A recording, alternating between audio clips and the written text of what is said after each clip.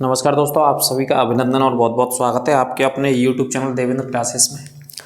चर्चा करेंगे आज से हम आपके लिए एक नया टॉपिक है और पूरा विस्तार से हम चर्चा करेंगे एक एक टॉपिक पर, जो कि आपको थंबनेल से पता चल गया होगा कौन सी मैं क्लास पढ़ाने चल रहा हूँ।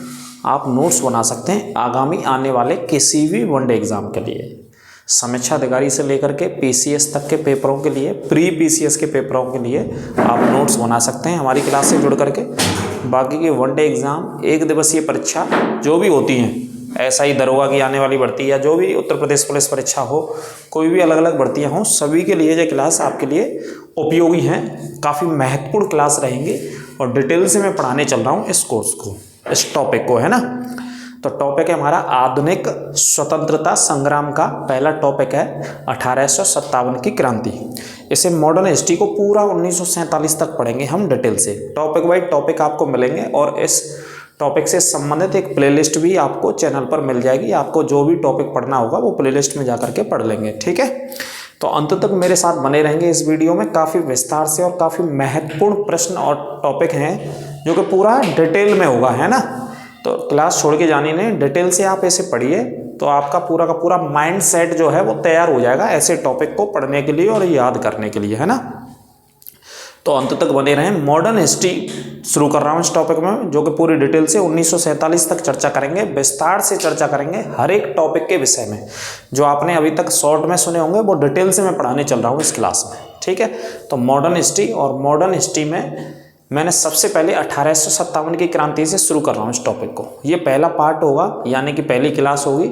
इसी विद्रोह की दूसरी या तीसरी क्लास भी बनेगी अभी, है ना। कम से कम 2-3 वीडियो में ये टॉपिक पूरा पढ़ाया जाएगा। तो अंत तक मेरे साथ बने रहें। कोई दिक्कत सख्त समस्या आपको लगे तो कमेंट करके आप प्रश्न अपने पूछ सकते हैं, ठीक है। तो चर्चा करते हैं हम इस टॉपिक की। तो टॉपिक में मॉडर्न हिस्ट्री में देखते हैं 1857 के विद्रोह को। तो सबसे पहले 1857 के क्रांति को कह लीजिए या विद्रोह को कह लीजिए या सैनिक विद्रोह को कह लीजिए, है ना। अलग अलग नामों से जाना जाता है, या 1857 का विप्लव कह लीजिए। विप्लव शब्द का भी इतिहासकार इस्तेमाल करते हैं अलग अलग पुस्तकों में, ठीक है। तो इसे होने के निम्नलिखित कारण थे। एक कारण ज़्यादा महत्वपूर्ण नहीं था, बहुत सारे महत्वपूर्ण कारण थे, अलग अलग कारण थे। निम्नलिखित कारण थे 1857 के विद्रोह को होने के, ठीक है।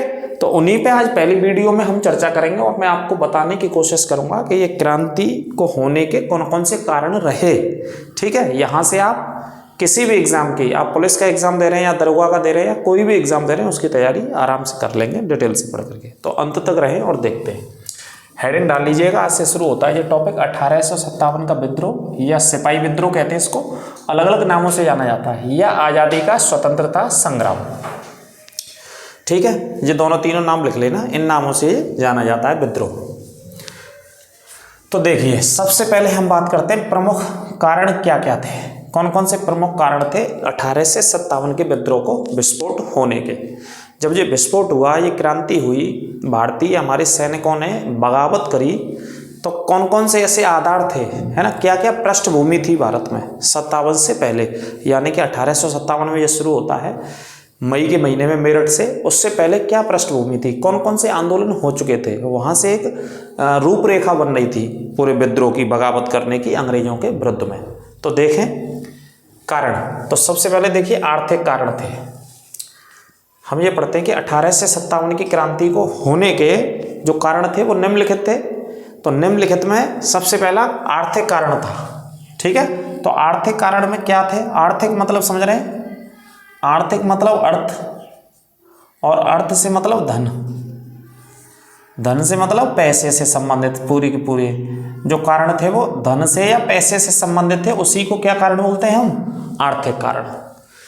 तो देखिए, ईस्ट इंडिया कंपनी ने भारतीय उद्योगों को नष्ट कर दिया, एक तो ये सबसे अपने हिसाब से उन्होंने काम किया, लेकिन भारतीय लोगों के हिसाब से बहुत गलत काम किया, बहुत खराब काम किया, ठीक है। जो हमारे उद्योग थे, जो भारत के लोग काम करते थे छोटे मोटे उद्योगों में, उनको नष्ट करना शुरू कर दिया था अंग्रेजों ने, यानी कि ईस्ट इंडिया कंपनी ने भारत में आने के बाद, ठीक है।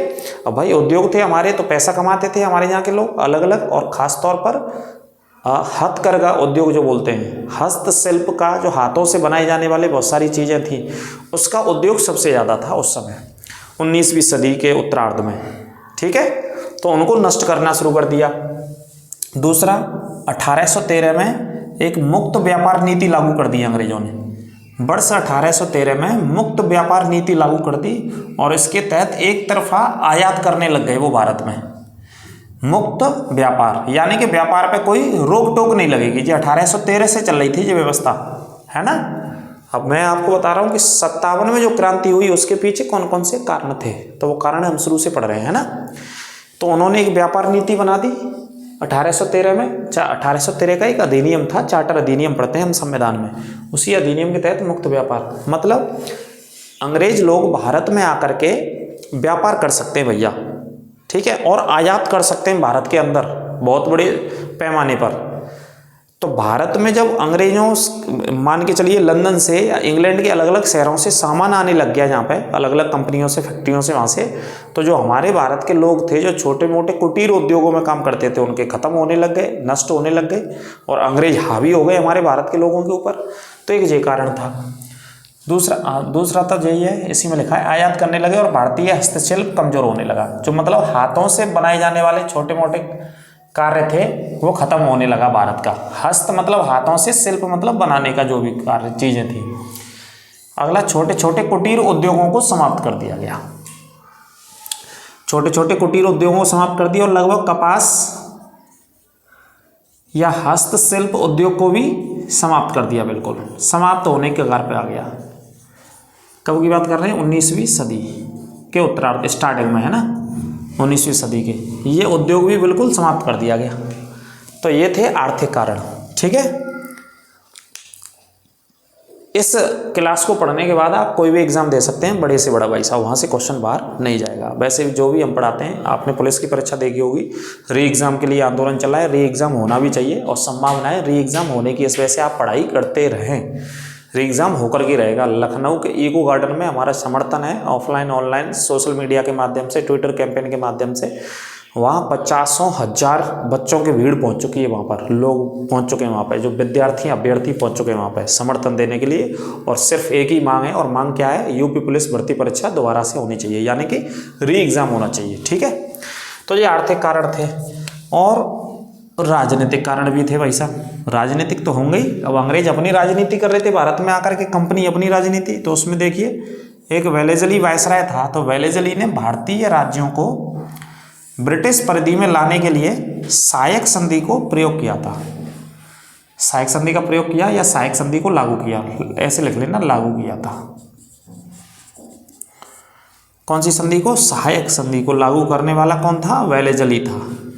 भारतीय राज्यों को ब्रिटिश शासन में मिलाने के लिए, ठीक है। ये मैंने इस तरफ लिखा हुआ है, राजनीतिक कारणों में वेलेजली ने सहायक संधि को लागू किया था 1798 में। और सबसे पहले सहायक संधि कौन से राज्य ने? हैदराबाद के निजाम ने स्वीकार की थी। इनको मैं डिटेल में पढ़ाऊंगा अभी।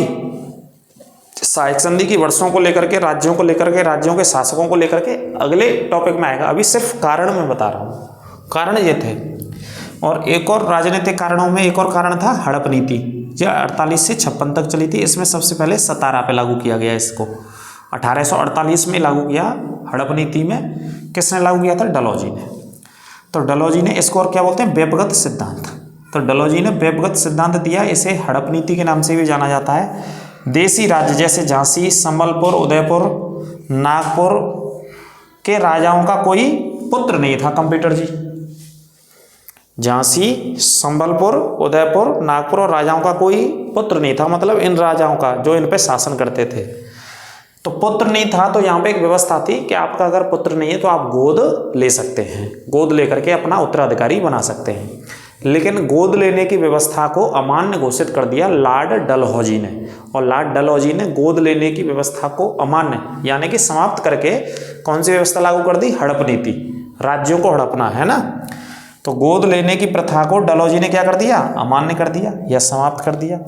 इससे भारतीय राज्यों को क्या कर दिया? हड़पना शुरू कर दिया था, ठीक है। तो ये हड़प नीति लागू करने वाला शासक था कौन सा? डलहौजी ने हड़प नीति। और वेलेजली ने ये वाली नीति लागू करी थी, कौन सी? सहायक संधि 1798 में हैदराबाद के निजाम ने ये अपनाई थी। तो ये कौन सा कारण हो गया?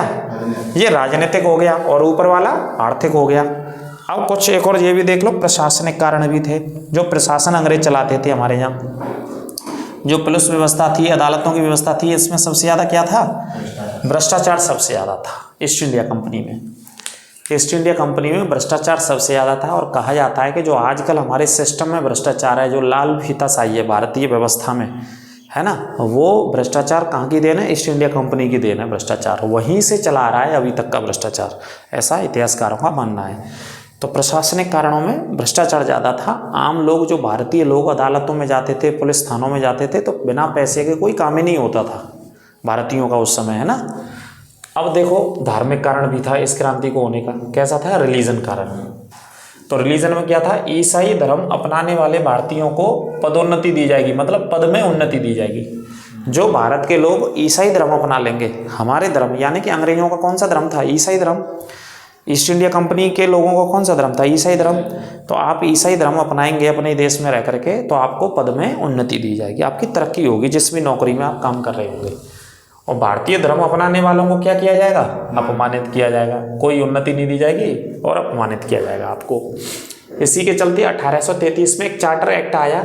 इसके द्वारा ईसाई मिशनरियों को भारत में धर्म का प्रचार और प्रसार की अनुमति दी गई और भारतीय धर्म को दबाया गया। इसको भी याद रखना, पॉइंट है ये इंपॉर्टेंट। 1833 के अधिनियम में, 33 के एक्ट में, अधिनियम में अंग्रेजों को ये अनुमति दी गई कि आप मिशनरी कौन होते हैं? धर्म का प्रचार करने वाले। मिशनरी मतलब धर्म का प्रचार करने वाले। तो अंग्रेजों ने भारत में अपना प्रचार प्रसार किया। कौन से धर्म को बढ़ाया? अपने ईसाई धर्म को खूब प्रचार किया, खूब प्रसार किया।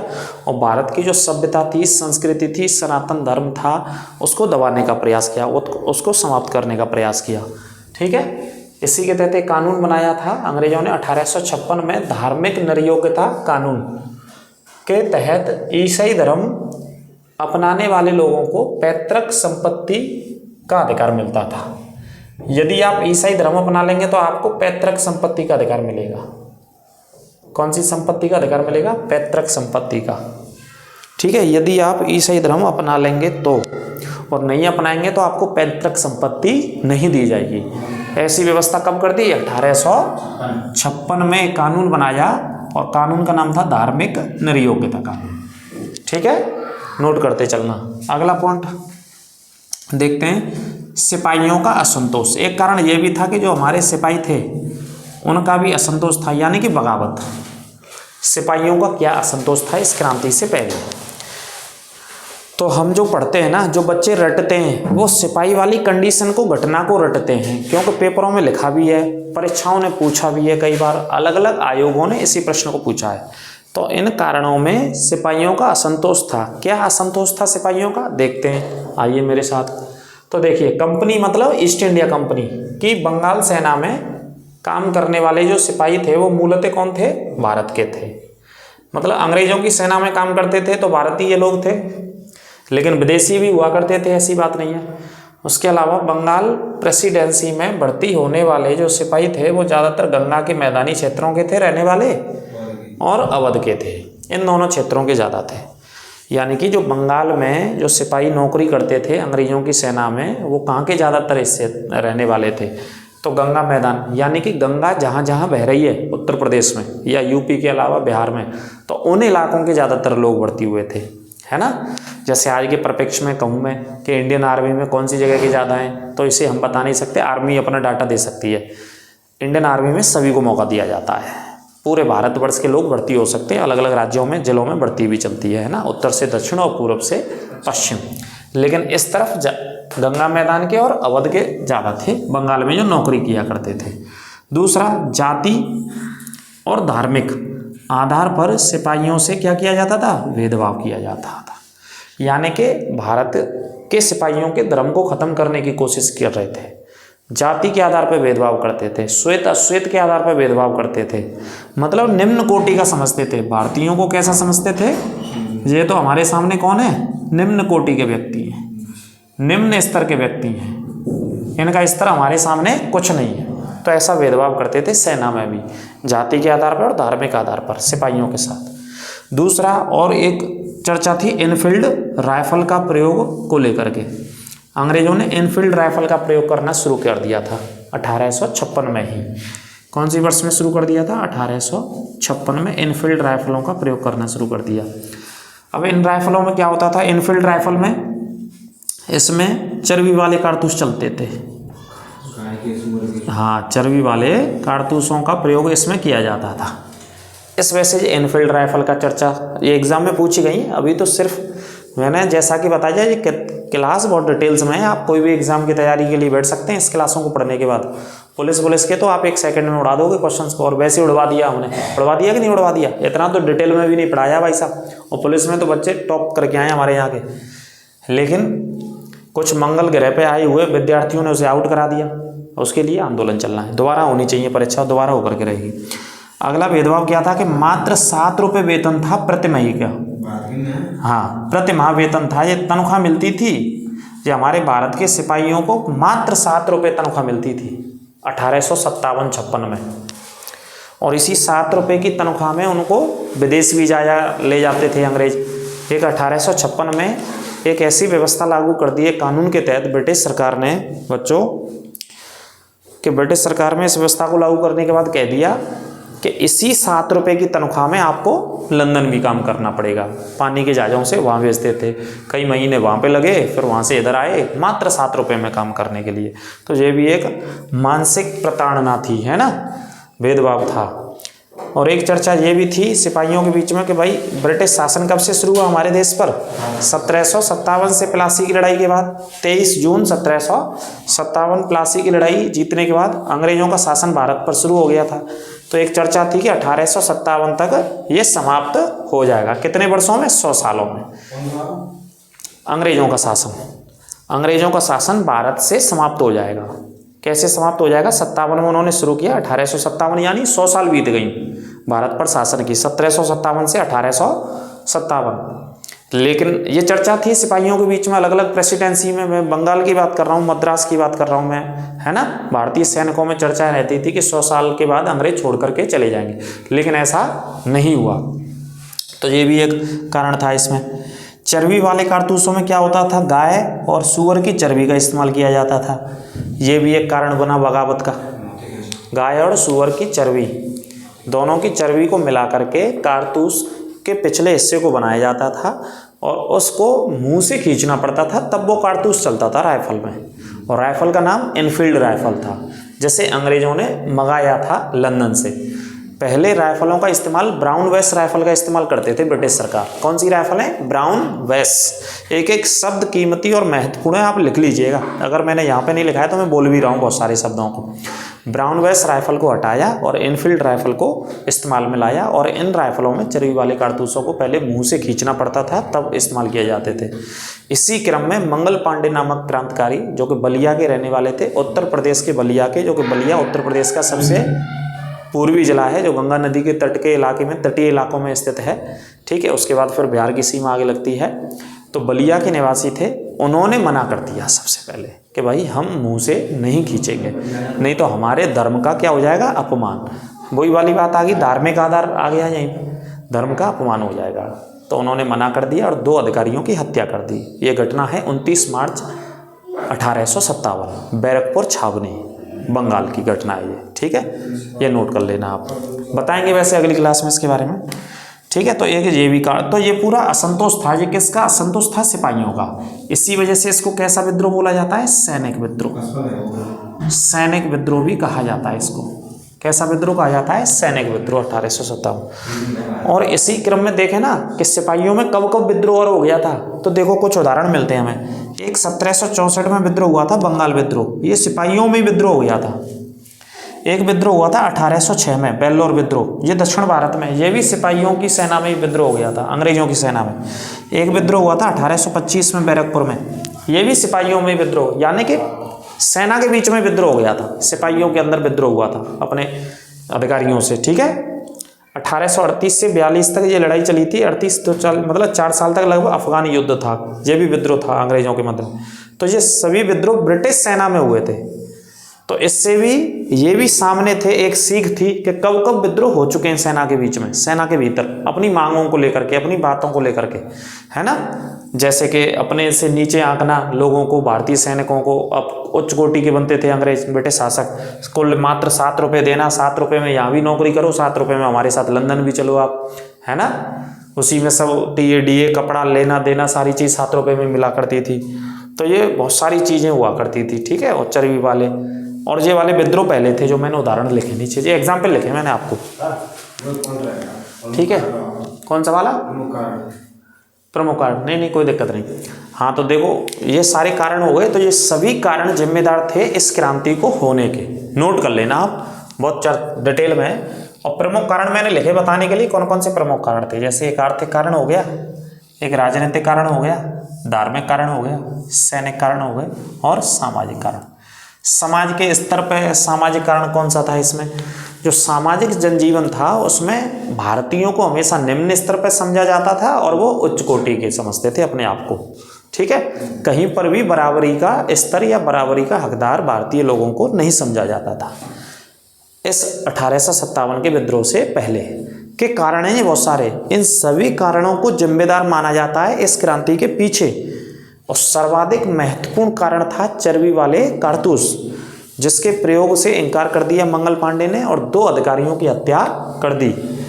और उसके बाद मंगल पांडे को गिरफ्तार किया गया और गिरफ्तार करके 8 अप्रैल 1857 को फांसी दे दी। इस फांसी की खबर पहुंचते पहुंचते 1 महीने का समय बीत गया, क्योंकि संदेश कैसे जाते थे, टेलीफोन संचार, इन सारी चीज़ों का तो माध्यम नहीं। और फिर भारतीय लोगों पे तो था भी नहीं, अंग्रेजों के पास मान लीजिए कोई भी संसाधन हुआ करते थे थोड़े बहुत। तो 1 महीना का समय लग गया इस खबर को फैलते फैलते भारत के अलग अलग शहरों में या राज्यों में। फाइनली इस क्रांति को जो शुरू हुआ वो 10 मई 1857 को मेरठ से इस क्रांति का विस्फोट हुआ, बगावत शुरू होती है, आगाज होता है। उसके बाद फिर भारत के अलग अलग राज्यों में, अलग अलग शहरों में इस क्रांति का नेतृत्व करते हैं अलग अलग स्थानीय तौर के प्रसिद्ध नेता, जो बहुत प्रसिद्ध नेता हुआ करते थे अपने अपने इलाकों के, अपने अपने लोगों के बीच के। जैसे कुंवर सिंह बहुत प्रसिद्ध जमींदार हुआ करते थे, कुंवर सिंह आरा जिले बिहार के थे, है ना। उन्होंने जगदीशपुर से नेतृत्व किया था, जगदीशपुर के रियासत के राजा थे वो, ये जमींदार थे बहुत बड़े कुंवर सिंह, उन्होंने बिहार से नेतृत्व किया। बेगम हजरत महल जो कि वाजिद अली शाह की पत्नी थी, जो कि महक परी के नाम से जानी जाती थी, उन्होंने 1857 का नेतृत्व किया अवध से, यानी कि लखनऊ से, यहाँ पर गोमती नदी बहती है, ठीक है। कानपुर की यदि हम बात करते हैं तो कानपुर से नाना साहब पेशवा बाजीराव सेकंड के दत्तक पुत्र थे, यानी कि गोद लिए हुए पुत्र थे। नाना साहब कानपुर में रहते थे उन दोनों, और उनके कमांडर ऑफिसर थे तात्या टोपे, दोनों ने मिलकर के युद्ध किया। तो ये आगे की क्लासों में मैं चर्चा करूंगा। इन प्रमुख कारणों को आप लिख लेना। क्लास कैसी लगी कमेंट करके बस बताएं, पूरा डिटेल में आप पढ़ते रहिए। PCS RO ARO किसी भी बड़े से बड़े एग्जाम के लिए आप इन क्लासों को देखिए और हमारे साथ जुड़िए। ज़्यादा से ज़्यादा चैनल को सब्सक्राइब करें अपने दोस्तों और मित्रों के साथ। कोर्स बिल्कुल निःशुल्क है, इसकी प्लेलिस्ट आपको मिलेगी, टॉपिक बाई टॉपिक डेली आपको एक टॉपिक मिलेगा, ठीक है। मिलते हैं। और हमारा एक बात और है, जन समर्थन है, उत्तर प्रदेश पुलिस अभ्यर्थी जो भी हैं हमारे ऑफलाइन ऑनलाइन सभी के हित में दोबारा से परीक्षा होनी चाहिए, री एग्ज़ाम होना चाहिए। इसके लिए लगातार हम सोशल मीडिया पर लिख रहे हैं, मेल भी कर दिए हैं, सारी चीज़ें जानकारी हम दे रहे हैं लगातार, ठीक है। क्योंकि योग्य और ईमानदार बच्चों के मेहनत को मारा नहीं जा सकता है। जो एक एक रात और दिन उन्होंने एक कर दिया, तो भाई साहब उनकी मेहनत को नकारा भी नहीं जा सकता है, मारा भी नहीं जा सकता है। उनको मेहनत का फल अवश्य मिलना चाहिए और ईश्वर की कृपा से, राधा रानी की कृपा से अवश्य फल मिलेगा उनको उनकी मेहनत का। और ये परीक्षा पुनः दोबारा होनी चाहिए।